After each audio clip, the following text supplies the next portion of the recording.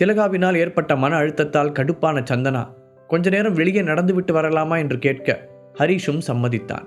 இருவரும் அந்த அமைதியான இரவு நேரத்தில் கைகளை கோர்த்தபடி எதுவும் பேசாமல் நடந்தனர். பேபி, ரொம்ப தேங்க்ஸ். சடனாக ஹரிஷ் சொல்ல, எதுக்கு ஹரி தேங்க்ஸ் என்று புரியாமல் அவளை பார்த்தாள்.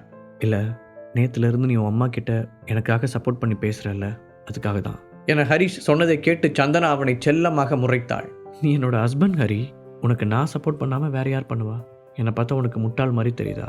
யாராக இருந்தாலும் ஒரு தடவை தான் தப்பு பண்ணுவாங்க. போதும், ஒரு தடவை அவங்க பேச்சை கேட்டு நான் பட்டதெல்லாம் போதும். உயரத்தில் இருந்து நிலாவை பார்த்தபடி தெளிவான குரலில் அவள் சொல்ல, ஹரிஷோ அந்த நிலாவைப் போலவே பேரழகாக தெரியும் தன் மனைவியை பெருமையாக பார்த்தான். அதன் பிறகு இருவரும் ஒரு நிம்மதியான மனநிலையுடன் வீடு திரும்ப, சரி பேபி, நீ ரூமுக்கு போ, கொஞ்ச நேரம் ஸ்டடி ரூமுக்கு போய் படிச்சுட்டு வரேன் என்றான் ஹரிஷ். காலையில் இருந்து நடந்த விஷயங்களால் அவளுக்கு டயர்டாக இருக்க சரி என்று மட்டும் தலையசைத்துவிட்டு அவள் தூங்கச் சென்று விட்டாள். ஸ்டடி ரூமுக்குள் வந்த ஹரிஷ் தியானம் சம்பந்தப்பட்ட ஒரு புத்தகத்தை தேடி எடுத்துக்கொண்டு உட்கார்ந்தான். அப்போது திடீரென அவனுடைய போன் அடிக்க அதில் வந்த உமாநாத்தின் நம்பரை பார்த்து, இவரதுக்கு இந்த நேரத்தில் கால் பண்றாரு என்று நினைத்த ஹரிஷின் புருவங்கள் கேள்வியாக உயர்ந்தது. ஆச்சரியத்துடன் அதை அட்டன் செய்து காதில் வைத்தான். சொல்லுங்க அங்கிள், என்னாச்சு? ஏன் இந்த நேரத்தில் கூப்பிடுறீங்க? ஏதாவது பிரச்சனையா? ஹரிஷ் மரியாதையுடன் கேட்க மறுமுனையில் இருந்த உமாநாத், ஹரிஷ், நான் சுற்றி வளைச்சு பேசலாம் விரும்பல, நேரடியாக விஷயத்துக்கு வரேன். என் பொண்ணை பற்றி நீ என்ன நினைக்கிற என்றார். சடனாக அவர் அப்படி ஒரு கேள்வியை கேட்கவும் ஹரிஷ் என்ன பதில் சொல்வதென்று தெரியாமல் திகைத்தான். அவன் பதில் எதுவும் பேசாததை தவறாக புரிந்து கொண்ட உமாநாத், ஒருவேளை உனக்கு உண்மையாகவே என் பொண்ணை பிடிச்சிருந்தா சந்தனாவை உடனே டைவர்ஸ் பண்ணிவிடு. ஏன்னா என் பொண்ணு கண்டிப்பாக உன்னோட மிஸ்ட்ரஸாக இருக்க மாட்டா. நீ என் பொண்ணை கல்யாணம் பண்ணிக்கணும்னு ஆசைப்பட்டா சட்டப்பூர்வமாக எல்லாத்தையும் சரி பண்ணிட்டு தான் வரணும் என்று எடுத்தவுடன் சம்பந்தம் இல்லாமல் பேசினார். உண்மையில் அவர் அப்படி பேச வேண்டும் என்றெல்லாம் நினைக்கவில்லை.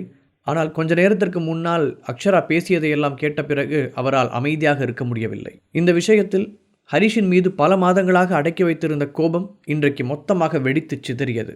இன்னொரு பெண்ணின் வாழ்க்கையை கெடுக்காதே என்று அக்ஷராவிற்கு அட்வைஸ் செய்தவர் தானே அதை மறந்து தன்னுடைய மகளுக்காக சுயநலமாக பேசினார். நான் எப்போ இவர் பொண்ணை கல்யாணம் பண்ணிக்கணும்னு ஆசைப்பட்டேன் என்று யோசித்த ஹரிஷ் பதில் சொல்வதற்கு முன்பாக அவரே தொடர்ந்தார்.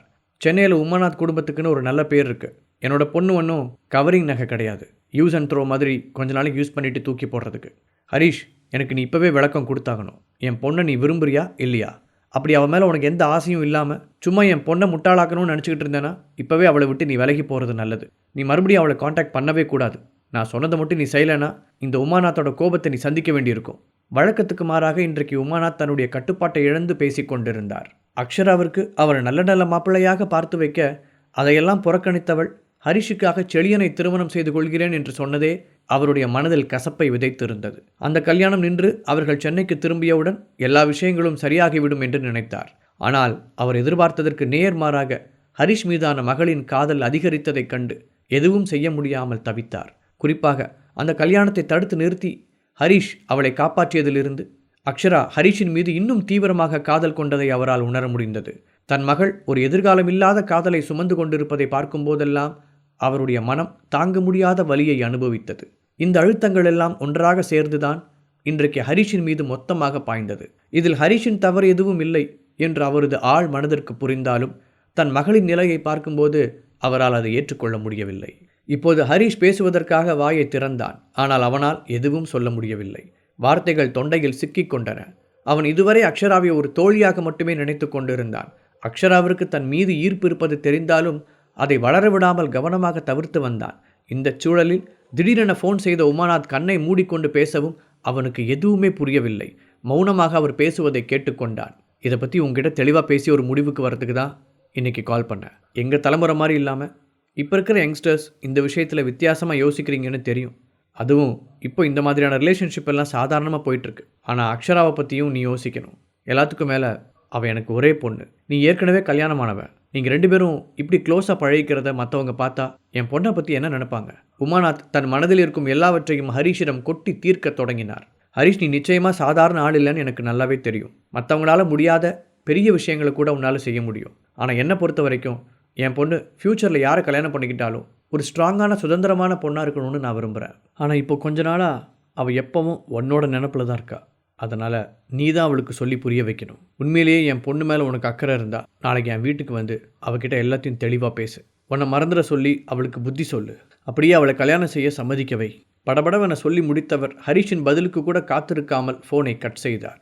மறுமுனையில் ஃபோன் வைக்கப்பட்ட பிறகும் ஹரிஷ் காதில் இருந்து ஃபோனை எடுக்காமல் யோசித்துக் கொண்டிருந்தான். ஹரிஷை பொறுத்தவரை தன்னுடைய வாழ்க்கையில் அக்ஷராவிற்கு என்ன இடம் என்பதில் தெளிவாக இருந்தான். ஆனால் அக்ஷராவின் மனதில் ஏதோ சலனம் இருப்பது புரிந்தாலும் அதை பற்றி பொறுமையாக யோசிப்பதற்கு அவனுக்கு நேரம் கிடைக்கவில்லை. ஆனால் இப்போது உமாநாத் இந்த பிரச்சனையை தீர்த்து வைக்க சொல்லி வற்புறுத்தியதால் அவன் அதை பற்றி தீவிரமாக சிந்திக்கத் தொடங்கினான். அப்போது திடீரென தனக்கு பக்கத்தில் ஏதோ ஒரு வித்தியாசமான ஒளியை உணர்ந்தவன் சட்டென்று சுயநினைவுக்கு வந்தான். படித்து கொண்டிருந்த தியான புத்தகத்தை வேகமாக எடுத்து வைத்தான். சில நொடிகள் கழித்து ஜன்னலுக்கு வெளியே ஒரு உருவம் தோன்றியது. யார் நீங்க? கேட்ட ஹரிஷ் இதுவரை அந்த நபரை பார்த்ததில்லை. அந்த மனிதனின் உடலில் இருந்து வெளிப்பட்ட ஆன்மீக ஆற்றலை ஹரிஷால் நன்றாக உணர முடிந்தது. ஹரிஷின் கேள்விக்கு உடனடியாக பதில் சொல்லாத அந்த மனிதன் ஜன்னலை திறந்து கொண்டு உள்ளே குதித்தான். ஹரிஷின் முன்னால் மண்டியிட்டு தலை குனிந்தவன், வணக்கம் மெசஞ்சர், உங்களை சந்திக்கிறதுக்கு டெவில் கேங்ல இருந்து ஒரு முக்கியமான ஆள் வந்திருக்காரு என்று கூறினான். டெவில் கேங்ல இருந்தா?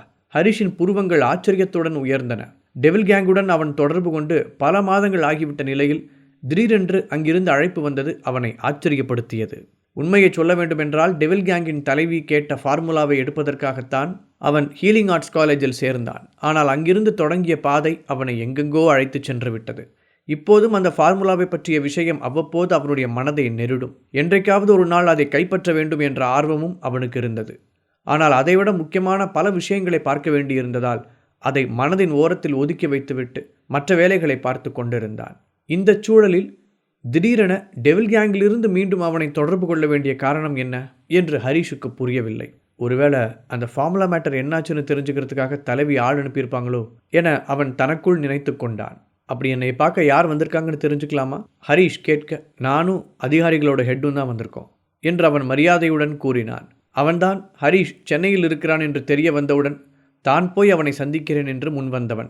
முதலில் சரி என்று கூறிய தலைவர் திடீரென ஏதோ நினைத்து அதிகாரிகளுடைய ஹெட்டையும் அவனுடன் செல்லச் சொன்னார். அவங்க எனக்காக எங்கே வெயிட் பண்ணிட்டு இருக்காங்க? ஹரிஷ் முடிந்தவரை படபடத்த தன்னை அமைதிப்படுத்தி கொண்டு கேட்டான். அவங்க இங்கிருந்து ரொம்ப தூரத்தில் இருக்கிற, அதாவது சிட்டிக்கு வெளியில் இருக்கிற ஒரு காட்டு பகுதியில் இருக்காங்க. அவன் மீண்டும் பணிவுடன் பதில் சொன்னான். ஓகே, அப்படின்னா கிளம்பலாம் என்று சொல்லியபடி அந்த ஸ்டடி ரூமை விட்டு கிளம்பிய ஹரிஷ் திடீரென்று ஏதோ நினைவு வர ஒரு பேப்பரை எடுத்து ஏதோ எழுதினான். பின்பு அதை அந்த மனிதனிடம் கொடுத்தவன், இங்கே பாருங்க, இதான் என்னோட ஃபோன் நம்பர். டெவில் கேங் ஏதாவது ஒரு விஷயத்துக்காக என்னை காண்டாக்ட் பண்ணணும்னு நினச்சா இந்த ஃபோன் நம்பருக்கு கால் பண்ண சொல்லுங்கள். இது என்னோட வீடு. டெவில் கேங்கோடு இருக்க தொடர்பை நான் ரொம்ப ரகசியமாக மெயின்டைன் பண்ணிக்கிட்டு இருக்கேன். ஸோ அங்கிருந்து யாரும் என் வீடு தேடி வர்றதை நான் விரும்பலை. உங்களுக்கு புரியும்னு நினைக்கிறேன் என்றான். ஹரிஷ் இதை சாதாரணமாக சொன்னாலும் அவனுடைய குரலில் ஒரு எச்சரிக்கும் தொனி இருந்தது. இது போன்ற பெரிய சக்திகளின் பார்வையில் தன்னுடைய குடும்பம் படுவதை அவன் விரும்பவில்லை. அதிலும் முக்கியமாக சந்தனா மற்றும் திலகா ஏற்கனவே அவர்கள் அவனால் நிறைய அனுபவித்திருப்பதால் இனி முடிந்தவரை அவர்களுக்கு அமைதியையும் பாதுகாப்பையும் மட்டுமே தர வேண்டும் என்று கருதினான். ஹரிஷ் ஃப்ளாட்டை விட்டு வெளியே வர அவன் சொன்னதை புரிந்து கொண்ட அந்த நபர் தலையை ஆட்டினான். அவனுடன் சேர்ந்து ஹரிஷ் அந்த நிர்வாகிகளின் ஹெட் காத்திருந்த இடத்திற்கு வந்தான். காற்று லேசாக வீசிக்கொண்டிருக்க அமைதியாக இருந்த அந்த இடத்தில் மரங்கள் அசையும் சத்தம் மட்டும்தான் கேட்டது. வேறு யாராவது இருந்திருந்தால் நிச்சயம் அந்த இடத்தை பார்த்து பயந்திருப்பார்கள். ஏனென்றால் அந்த காட்டுக்கு பக்கத்திலேயே ஒரு பெரிய கல்லறை தோட்டம் இருந்தது. அங்கு அவனுக்காக காத்திருந்த நபரை பார்த்ததும் ஹரிஷுக்கு மீண்டும் ஒரு முறை ஆச்சரியம் தோன்றியது. ஏனென்றால் அங்கு அதிகாரிகளின் தலைவர் என்ற முறையில் அவனை சந்திக்க காத்திருந்தது ஒரு பெண். பிளாக் கலர் ட்ரெஸ் அணிந்திருந்த அவளுக்கு தலைமுடி ரொம்பவே நீளமாக இருந்தது. அந்த முடி அவளது இடுப்பை தாண்டி அசைந்து கொண்டிருக்க அந்த அமானுஷ்யமான இடத்தில் அவளை பார்க்க ஏதோ பேய் பட ஹீரோயின் போலவே இருந்தாள். நிஜமாவே நீங்கள் என்னை பயமுறுத்த நினைக்கிறீங்களா, இல்லை வேறு ஏதாவது ஐடியாவா? ஏன்னா இப்படி ஒரு இடத்த நம்மளோட மீட்டிங் ஸ்பாட்டாக செலக்ட் பண்ணியிருக்கீங்களே, ஃபஸ்ட் அதுக்கு ஏதாவது ஸ்பெஷல் காரணம் இருக்கான்னு தெரிஞ்சுக்கலாமா? கிண்டலாக கேட்ட ஹரிஷ் மார்புக்கு குறுக்காக கைகளை கட்டிக்கொண்டு அந்த இடத்தை கண்களால் ஸ்கேன் செய்தான். அவ்வளவு தைரியமான அவனுக்கே ஒரு கணம் முதுகுத்தண்டு சில்லிட்டது. அதற்குள் அந்த பெண்ணே வாயை திறந்தாள். இப்போல்லாம் டெக்னாலஜி ரொம்பவே இம்ப்ரூவ் ஆகிருக்கு. நாம் எவ்வளோ தான் கவனமாக இருந்தாலும் ஏதாவது ஒரு சின்ன விஷயத்தை மிஸ் பண்ணிவிடுவோம். அது மட்டும் இல்லாமல் இன்றைக்கி எல்லா இடத்துலையும் சர்வேலன்ஸ் கேமரா இருக்கிறதுனால அது மூலமாக டாப் 10 ஆர்கனைசேஷனோட உளவாளிகள் நம்மளை கண்டுபிடிக்கிறதுக்கான வாய்ப்புகள் அதிகம். அதனால தான் அந்த மாதிரி கேமராலாம் எதுவும் இல்லாத இந்த இடத்த செலக்ட் பண்ணேன். ஹரிஷின் முகத்தை நேராக பார்த்தபடி அந்த பெண் தெளிவாக எக்ஸ்பிளைன் செய்தாள். முகத்தில் எந்தவித உணர்ச்சியையும் வெளிப்படுத்தாமல் அவள் பேசியதை கேட்பதற்கு வித்தியாசமாக இருந்தது. ஆனால் அந்த பெண் நிச்சயம் ஒரு புத்திசாலி என்பதை மட்டும் ஹரிஷ் புரிந்து கொண்டான். அதன் பிறகு அவள் தன் பக்கத்தில் இருந்த அந்த மனிதனை பார்த்து தலையசைத்து, நான் இவர்கிட்ட கொஞ்சம் தனியாக பேசணும், நீங்கள் கொஞ்சம் தள்ளி போயிடுங்க என்று உத்தரவிட்டாள். உடனடியாக அதற்கு கீழ்ப்படிந்தவன் அவர்களிடம் இருந்து விலகிச் சென்று காட்டுக்குள் மறைந்தான். அப்போது அந்த பெண் ஹரிஷை பார்த்து மரியாதையுடன் குனிந்து வணங்கினாள். இப்போது அவளுடைய முகபாவனை சுத்தமாக மாறியிருந்தது. ஆனால் அதை பற்றியெல்லாம் பெரிதாக கண்டுகொள்ளாமல், நீங்கள் என்கிட்ட ஏதாவது சொல்ல நினைச்சா கொஞ்சம் சீக்கிரமாக சொல்லுங்கள். அப்படி எதுவும் முக்கியமான விஷயம் இல்லைனா நான் வீட்டுக்கு கிளம்புறேன் என்று சலிப்புடன் கூறினான் ஹரிஷ். உண்மையில் அந்த இடத்தில் அதிக நேரம் இருக்க அவனுக்கு விருப்பமில்லை. சந்தனா வேறு இடையில் எழுந்தால் அவனை தேடுவாள் என்ற கவலையும் அவனுக்கு இருந்தது. ஹரிஷ் சார், உண்மையிலேயே உங்களுக்கு என்ன ஞாபகம் இல்லையா? மிரியட்ஸ் அமைப்பை சேர்ந்த ஆளுங்க என்னையும் இன்னும் சில பொண்ணுங்களையும் கடத்திட்டு போனப்போ நீங்கள் தான் அவங்க கிட்டேருந்து எங்களை காப்பாற்றினீங்க என்று சற்று உணர்ச்சி வசப்பட்ட குரலில் கூறினாள் அந்த பெண். அவள் சொல்வதை கேட்டு ஹரிஷ் லேசாக முகத்தை சுளித்தான். ஒரு சில வினாடிகள் பொறுமையாக யோசிக்க அந்த பெண் சொன்ன சம்பவம் நினைவுக்கு வந்தது. ஒரு ரேரான மூலிகையை தேடி திண்டுக்கல்லுக்கு போனபோது வழியில் ஒரு காரை தடுத்து நிறுத்தி அதில் இருந்த பெண்களை காப்பாற்றினான். அந்த சம்பவத்தின் காரணமாகத்தான் டெவில் கேங்கின் தலைவி அவனை ஹெட் குவார்ட்டர்ஸுக்கு அழைத்து பாராட்டினாள். மேலும் இந்த மெசஞ்சர் பதவியையும் கொடுத்து முதல் வேலையாக ஹீலிங் ஆர்ட்ஸ் காலேஜில் இருக்கும் அந்த ஃபார்முலாவை கண்டுபிடிக்க சொல்லி ஒரு ஸ்பையாக அவனை அனுப்பியும் வைத்தாள். தொடர் சங்கிலிகள் போல ஒவ்வொன்றாக அவனுடைய நினைவுக்கு வந்தது. அது மட்டும் இல்லாமல் அன்றுதான் அவன் முதல் முறையாக ருத்ரவேந்தரை சந்தித்தான். எனக்கு இப்போ ஞாபகம் வந்துருச்சு. பட் என்னை பார்க்கறதுக்காக நீங்களே இங்கே வருவீங்கன்னு நான் எதிர்பார்க்கல. கடைசியாக நான் உங்களை பார்த்து ரொம்ப நாள் ஆயிடுச்சுல, அதான் அடையாளம் தெரியல. பரவாயில்ல, இப்போ நீங்கள் டெவில் கேங் அமைப்பில் பெரிய போஸ்டிங்கில் இருக்கீங்கன்னு தெரியுது. அதுக்கு முதல்ல வாழ்த்துக்கள் என்று ஒரு சிரிப்புடன் சொன்னான் ஹரிஷ். நீங்கள் அன்னைக்கு என்னை காப்பாற்றினது எனக்கு வாழ்கிறதுக்கான 2வது வாய்ப்பை கொடுத்த மாதிரி இருந்துச்சு.